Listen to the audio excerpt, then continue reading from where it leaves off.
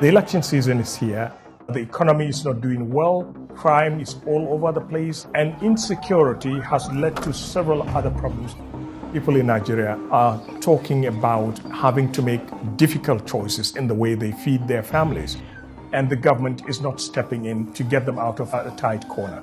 I am Ahmed Idris. Between us, I've never seen so much disappointment and frustration directed at politicians. I'm worried about what the future holds for this country. The registration or re-registration of voter exercise began. We saw a lot of enthusiasm among Nigerians, especially the younger generation. But what we expect to see is that the number of people coming out to vote will be much higher than what we've seen in the last 4 years, simply because of the rate of frustration among Nigerians. We are all angry, we are all annoyed, we are hungry. You're looking at several problems the country is facing. The biggest is security.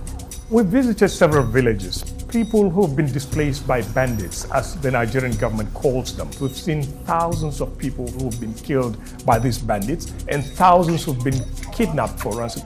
One woman was telling me that she has spent about 10 days in the bush eating grass for the whole 10 days to sustain herself. And in the process, she has lost a lot of family members.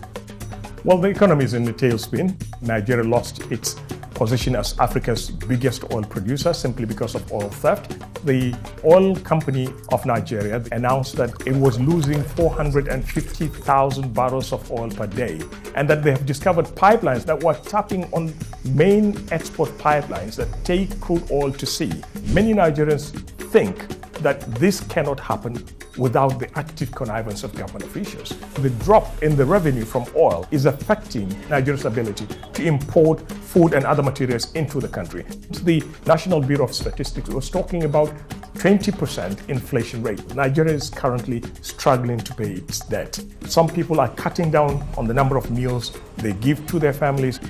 Some people are looking at cutting down the quality of food they eat simply because they can't afford.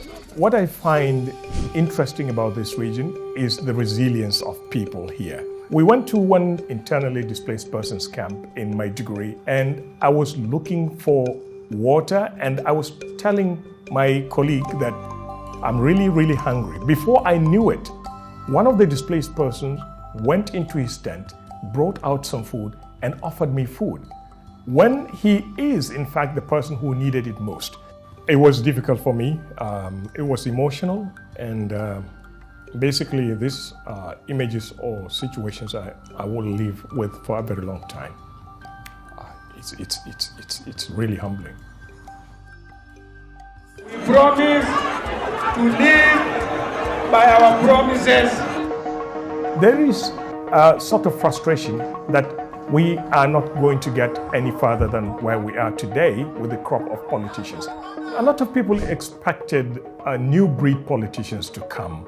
And what we see right now is among the top 4 contenders, all of them at one point or the other have been in politics in Nigeria since the country's return to democracy in 1999.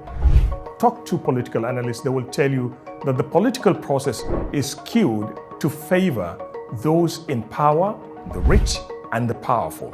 Right now in Nigeria, you have to have hundreds of millions of dollars to run for president. The problems are so great that to try to start addressing the basics will be so difficult for whoever is coming into office after President Muhammadu Buhari.